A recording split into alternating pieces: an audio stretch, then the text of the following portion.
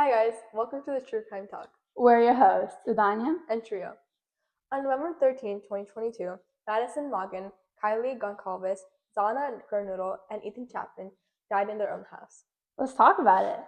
So, first of all, I think the Idaho 4 case has already been popular and it's gotten a lot of Yeah. fame because I'm pretty sure there was a documentary on it on Prime, I think, Yeah, or something like so. that. And over TikTok and social media and stuff, it's really been popular. But I think a lot of people don't understand the depth of how traumatic and Yeah, and how scary it was. yeah. So basically, to start, let's just talk about the house. So there was six of them living in the house. The four who passed away and two other people. Their names were Dylan Mortensen and Bethany Funky. And I think the most traumatic part of this is that the two survivors were in the house while the other four were murdered, which is it makes you think okay, was this intentional? Yeah, Or exactly. And the fact that is the person who killed them was stalking them for weeks before, right. and even when we were looking into it, we saw that he trained the dog to recognize him and to know that he's familiar with him, so he doesn't bark when he goes in. And I think that planned out and being that for every step that he knows that what to do is why, how come there's no motive, and how come we haven't found that out yet? Yeah, going back to the dog, a lot of people that were friends with Zana, they talked about how oh, how did her dog not bark? Because he was really attached, you know.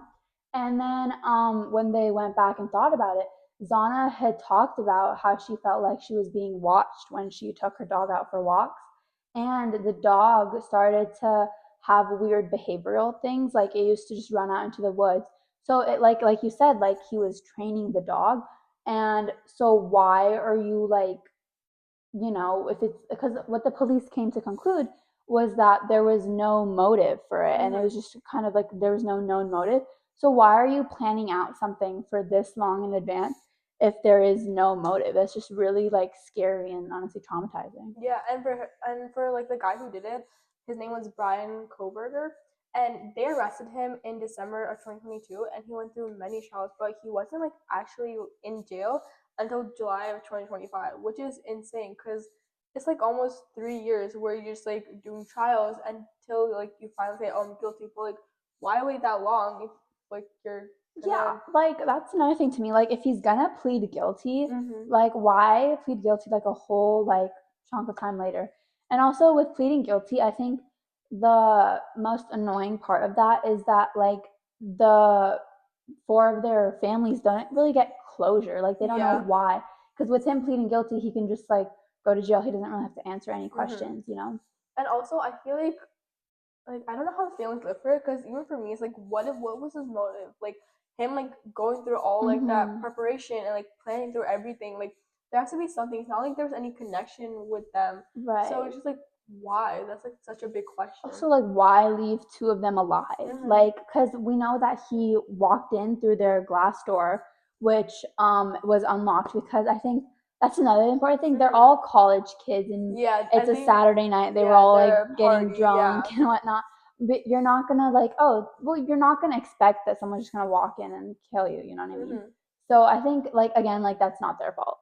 I know there's a bunch of people in college. You're not gonna remember to close your door every time, and I think that's remember to do that, guys, because hello. Yeah, and the way he also this is gonna be graphic, but the way he killed them as well is so it's so Yeah. psychotic. It's just it's not, it's inhumane, and it's coming back to it's just why put them through them and they're having so much pain and suffering without any connection. They didn't do anything for you to you, so why are you giving them that pain to them?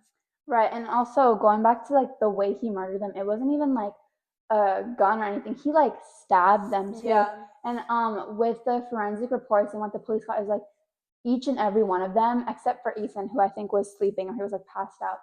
They all three of the girls, they were fighting and they were very trying, and especially with Zana and Ethan, I think what they found is they found each other's fingernails, found each other's DNA in their fingernails. That was very sad because it, they're you're like what 21, 22, and you have your whole life ahead of you, and you just like to get that ripped away and watch it like slowly leave, like your life is like leaving you. That's completely traumatic. And like you're just like fighting, and like there's like just like, and I just wonder what the other two people like.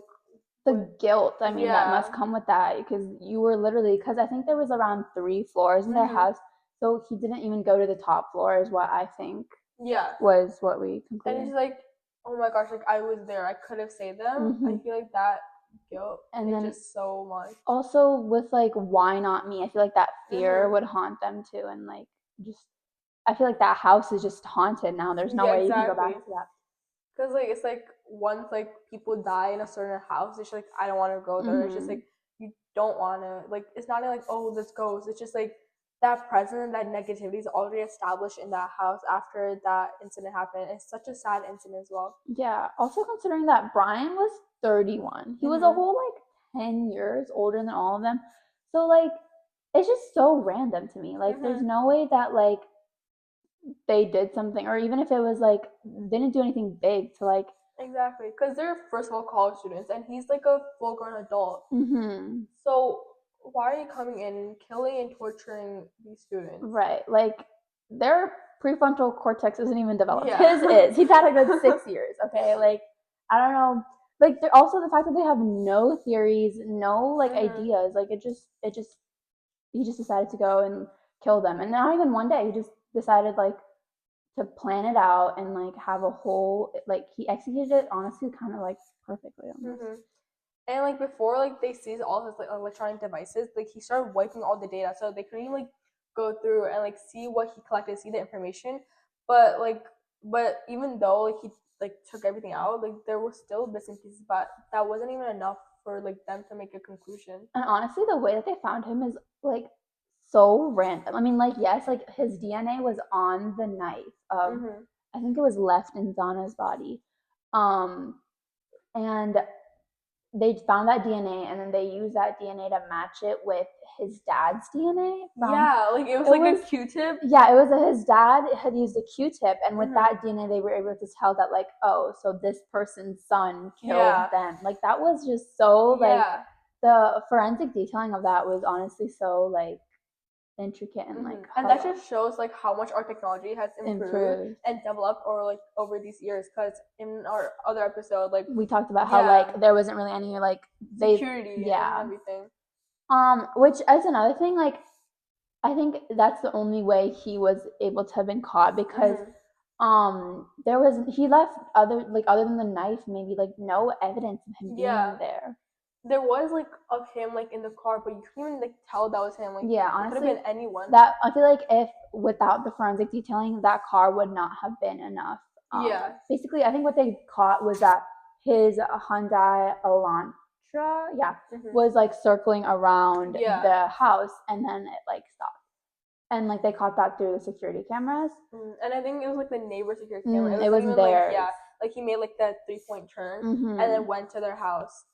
Yeah, and like that would not have been enough information to honestly arrest him. And so like thank God for the forensic reports, because like because he could have easily said like without like the DNA data, he could easily say like, oh, I was doing something else. Like you don't have me, like you don't see me like going into the house, so you can't like arrest him for that.